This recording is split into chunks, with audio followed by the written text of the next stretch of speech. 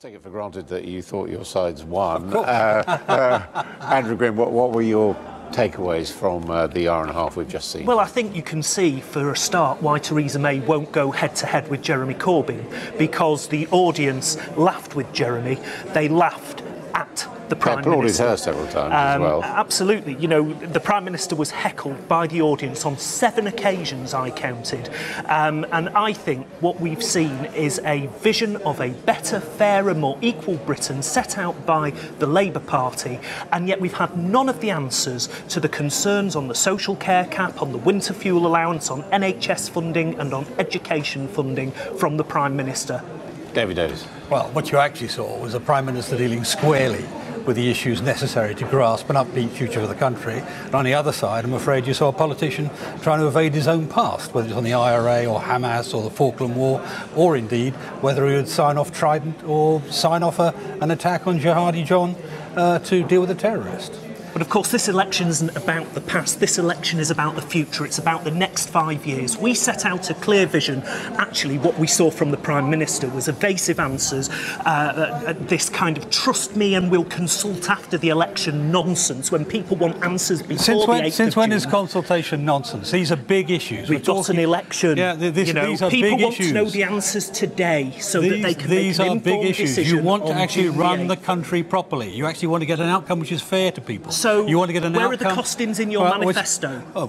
Throughout most of the last budget and the one before, as indeed the IFS said. You cited them earlier. That's what they said. So, but the simple winter truth fuel is, allowance. How many one at a time, please. The simple truth here, the biggest issue in front of this election, which you said, as you pointed out, the Prime Minister got applauded very strongly for, is how will we deal with Brexit? Who is the person equipped to deal with that?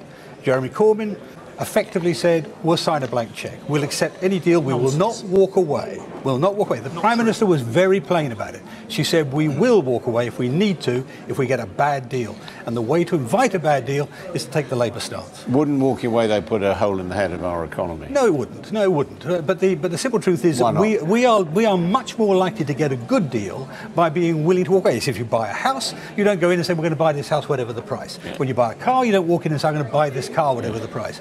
In any negotiation, you've got to have that right. It's not the likely outcome, but what we do expect to be the likely outcome is a good deal for Britain. Adam, is that this isn't just about the next 2 years of Brexit negotiations. It's about the next 5 years of this Parliament. And what we saw today wasn't strong and stable. Although what we saw was weak and wobbly. I didn't hear on Brexit. I mean, do you think Brexit is the most important issue in this election? No, I think it's an important issue for sure, but I also think but it's fundamental. It's fundamental, Andrew. It underpins the economy, and the economy underpins the public services. You won't be able to pay for any of the things you talk about. That's the problem. You make all these promises. You think it's a magic money tree. There is no magic money tree out there. There is no magic money tree out there. £350 million for the NHS. There are no magic money trees out there. Do you think we got clear enough answers on Brexit from Mr. Corbyn? We made it very clear. We are leaving the European Union. We want to have tariff-free access to the European markets. We think that's important, as incidentally did you in the parliamentary debates that we had. Well, after 7 tries, you've arrived at something like our policy. Well, that's no big deal. That's not very decisive. That doesn't indicate the Europeans you know what you're doing. Come on, David. Conversely, this social care thing is still a mess, isn't it? I mean, it's still up in the air. You've changed your policy, but we don't know quite things to what understand. to. I mean, firstly, you've got millions of extra people who are going to be above the age of 75 and 85 within a decade. You've got to deal with that. We've got to deal with it in a way which is fair to the people we're dealing with, fair to the young, so we don't tax them for it, but also fair to the elderly, so they protect their inheritance. Why didn't you say that? That's the point. Well, that's what the Prime Minister was saying. No, but the point is your manifesto came up with a specific suggestion to deal with this.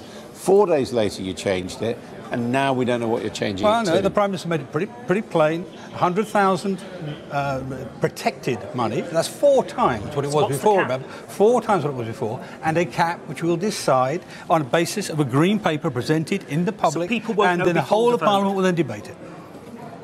Well, I just think this is farcical. I think that the Prime Minister could have come here tonight and could have given these answers to the questions that people are actually concerned about the health service, about pensions. But unlike you, we don't pluck numbers out the air. Well, we've not plucked numbers out of the air. 58 billion in the red. 58 billion in the red. We've got a fully costed manifesto. I mean, I could also put to you the question, I am confused, genuinely confused, having listened to that.